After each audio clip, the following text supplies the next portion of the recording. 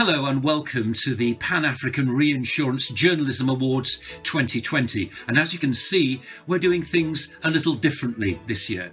The coronavirus pandemic has altered the lives of businesses and people throughout the world. So this year, we're going virtual. Now, as yet, the pandemic has not been as deadly in Africa as it has in some parts of Europe and North America. But lockdowns and movement restrictions are obviously having a profound economic impact in many regions of the continent and will have for some time to come. So in 2020, this is what award ceremonies actually look like. But before we announce the winners, let's have a look at the importance of the industry to the continent as a whole.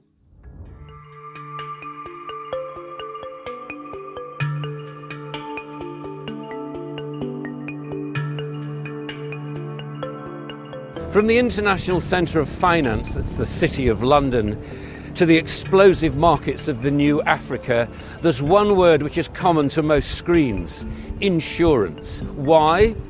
Because insurance and reinsurance are the lubricants of the system. Without them, and the people who give us knowledge of them, then growth is practically impossible. Now in its fifth year, the Pan-African Insurance Journalism Awards acknowledge those journalists who have helped raise awareness and the understanding of the insurance industry across the continent. For the past few years, I've had the honour to sit on the panel of judges, and I'll tell you one thing: the quality gets better and better every year.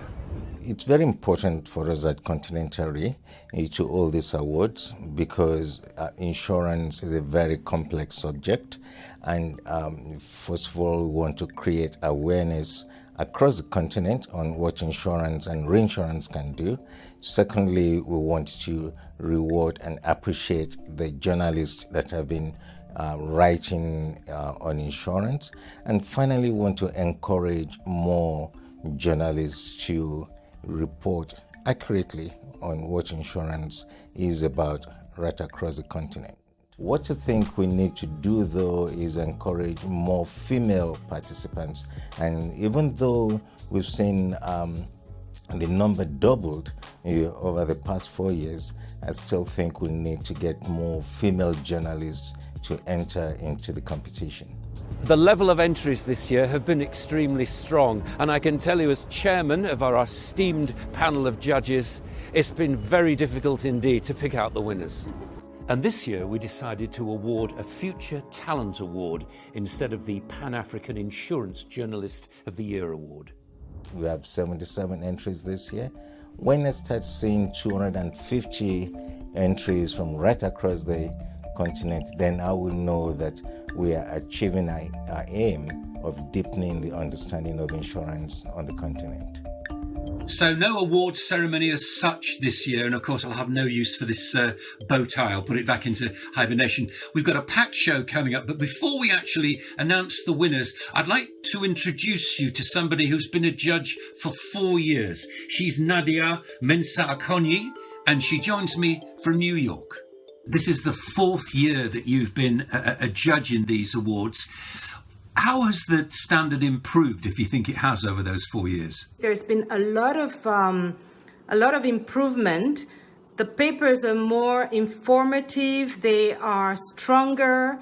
I found that we had more candidates this year that could be serious nominees than we ever had. So I think we're going the right way.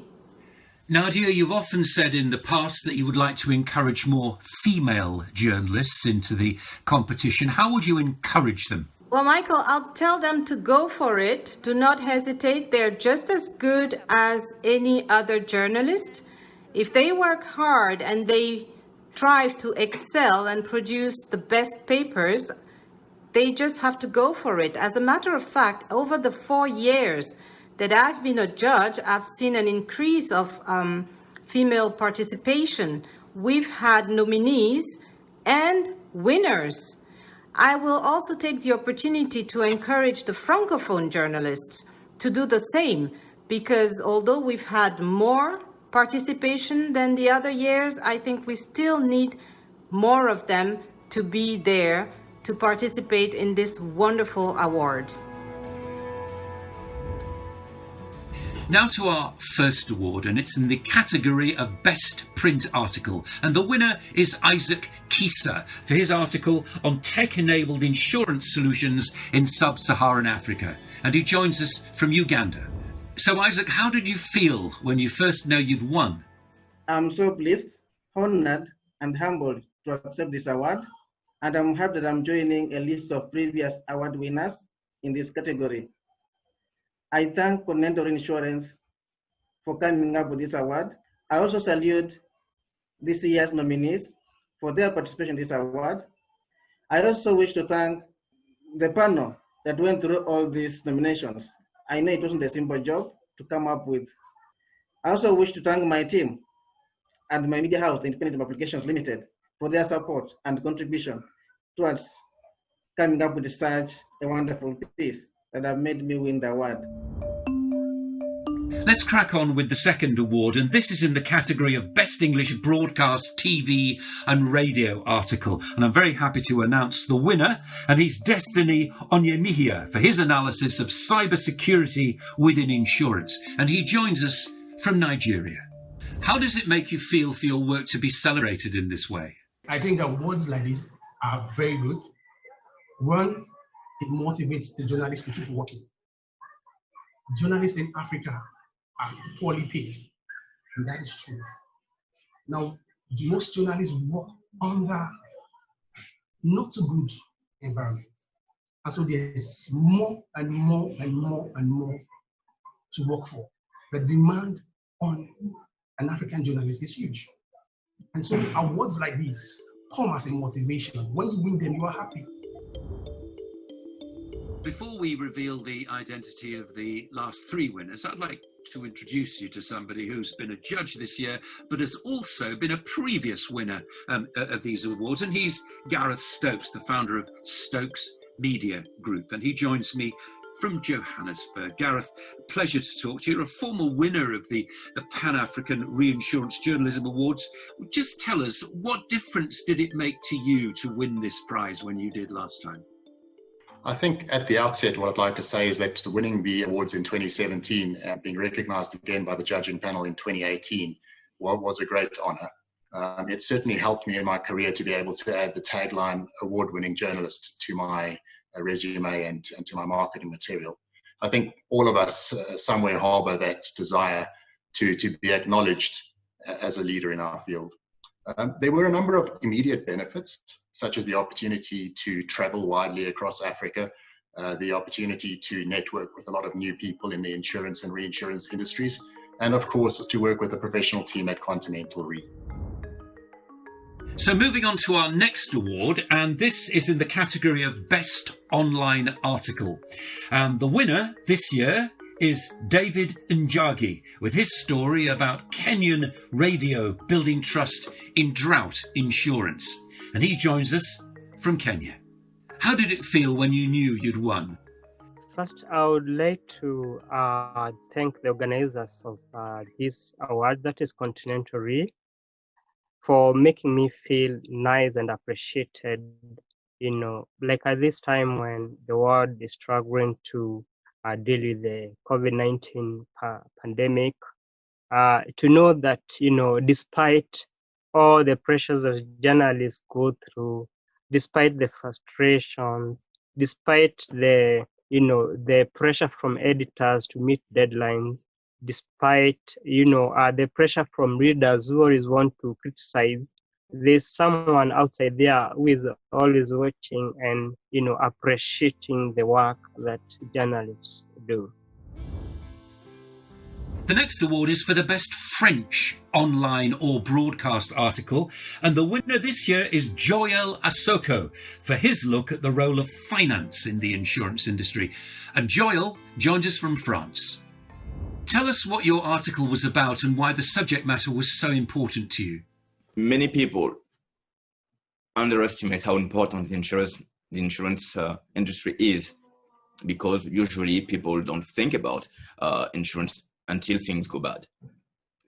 But there is a positive aspect of the insurance company. It's a way to protect you and to allow you as an individual, as a firm, and in some cases as a country, to move forward, to take more risk because there is some protection.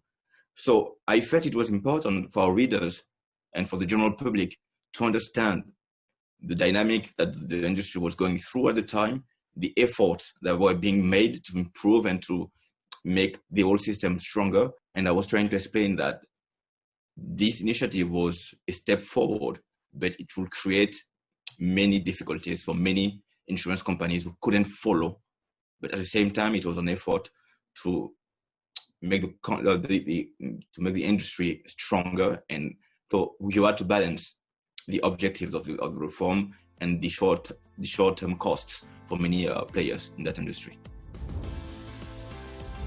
Moving on to our final award for 2020, and this is a new one for us. We call this Future Talent. It celebrates future talent. And the winner this year is Dominic Omonde for his look at the growing cost of healthcare in Kenya. And he joins us from Kenya. How do you feel for your work to be celebrated in this way? I'm happy. I'm really, and I don't take it for granted. This is for one's work to be recognized by an institution like Continental Reinsurance and a panel of judges. This is great. You know, it pays. Hard work pays. When you keep doing what you are good at, somehow, somewhere, there's someone who is seeing your work and they will appreciate that. So we've heard from the winners, but before we go, let's hear from the CEO of Continental Reinsurance, Dr. Femi Oyetunji, and he joins us now.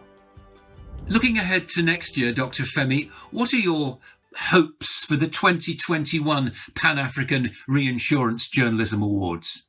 2020 has been a very difficult year, totally different from what we expected when we started in January.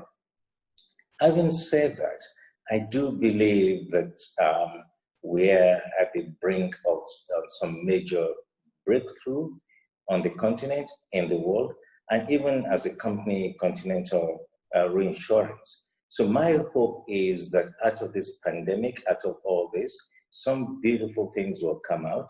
We've seen a lot of innovations. We've seen a lot of people encouraging each other, supporting each other. My vision for 2021 is that of a celebration of having conquered another worldwide enemy. It's going to be a beautiful time.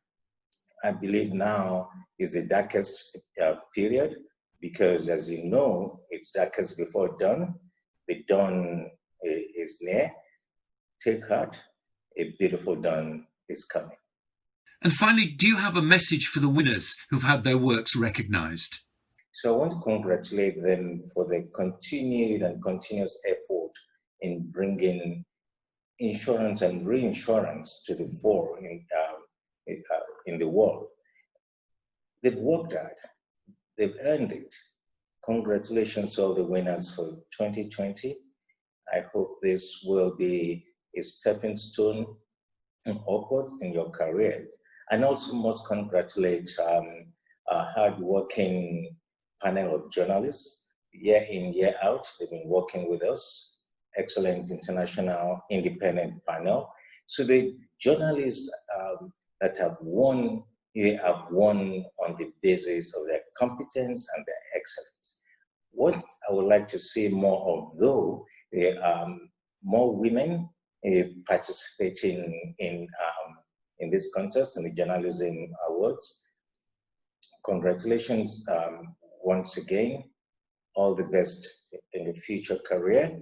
And I hope that when we come to 2021, we'll have a lot more applicants, a lot more contestants submitting entries for the 2021 edition.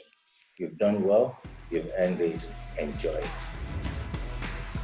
That's almost it, but just let's hear from our very worthy winners for one final time. Winning this award is to be somehow inducted in a company of many, many good reporters.